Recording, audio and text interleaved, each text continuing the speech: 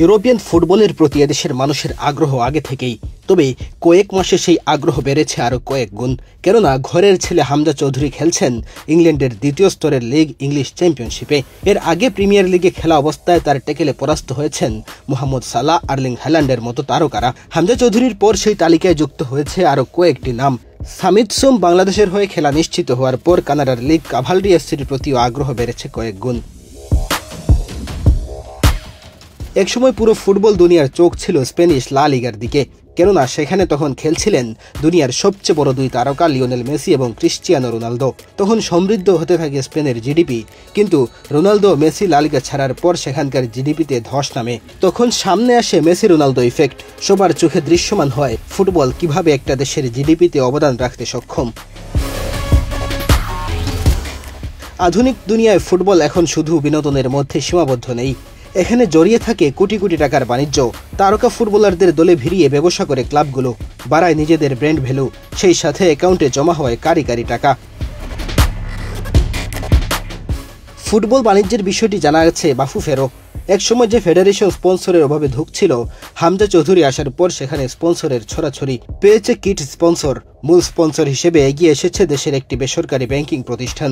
সব মিলিয়ে এক হামজা চৌধুরীকে দিয়েই নিজেদের ব্র্যান্ড ভ্যালু বাড়িয়ে নিয়েছে বাংলাদেশ ফুটবল ফেডারেশন। এখন প্রতিনিয়ত বাফুফের দুয়ারে করা নাড়ছে বিজ্ঞাপনদাতা প্রতিষ্ঠানগুলো। হামজা চৌধুরীর পর বাংলাদেশ দলের হয়ে খেলার জন্য সম্মতি জানিয়েছেন সামিত সোম। ইতিমধ্যে তাকে ক্লিয়ারেন্স দিয়েছে ফিফা। ফলে আগামী জুনে সিঙ্গাপুরের বিপক্ষে মাঠে দেখা যাবে কানাডা জাতীয় দলে খেলা এই ফুটবলারকে। বাংলাদেশের হয়ে খেলার ছাড়পত্র পাওয়ার পর সামিতের কদর বেড়েছে কানাডায়। তার ক্লাব কাভালরি এফসিও বুঝে গেছে বিজনেস স্ট্র্যাটেজি। সোশ্যাল মিডিয়ায় সামিতকে নিয়ে কোনো পোস্ট দিলেই লাইক কমেন্টের ছড়াছড়ি, হু হু করে বাড়ছে রিচ। ফলে কাভালরি এখন টার্গেট করেছে বাংলাদেশি ভক্তদের। এখন সামিতকে নিয়েই এদেশের মার্কেট ধরতে চায় তারা।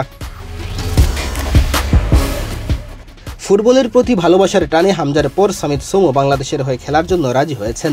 জানা গেছে কোচ হেভিয়ার ক্যাব্রেরার চাওয়া অনুযায়ী কানাডা থেকে সরাসরি ক্যাম্পে যোগ দিতে বলেছে বাফুফে। ক্লাবের ম্যাচ থাকায় 4 জুনের আগে বাংলাদেশে আসার সম্ভাবনা কম। আবার যদি আসেনও তাহলে দীর্ঘ ভ্রমণ ক্লান্তির কারণে ভুটানের বিপক্ষে মাঠে নাও নামতে পারেন সামিত। তবে মাঠে বসে সতীর্থদের খেলা উপভোগ করবেন তিনি। সামিত সোমকে সরাসরি ক্যাম্পে যোগ দিতে বলা হলেও তিনি একবারের জন্য হলেও শ্রীমঙ্গলে নিজের বাড়ি ঘুরে আসতে চান।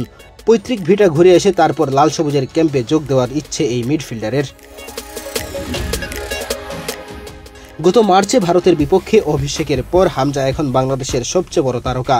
জানা গেছে জুনে বাংলাদেশে খেলতে আসার পর অন্তত 6টি প্রতিষ্ঠানের ব্র্যান্ড অ্যাম্বাসেডর হিসেবে চুক্তিবদ্ধ হওয়ার কথা রয়েছে তার।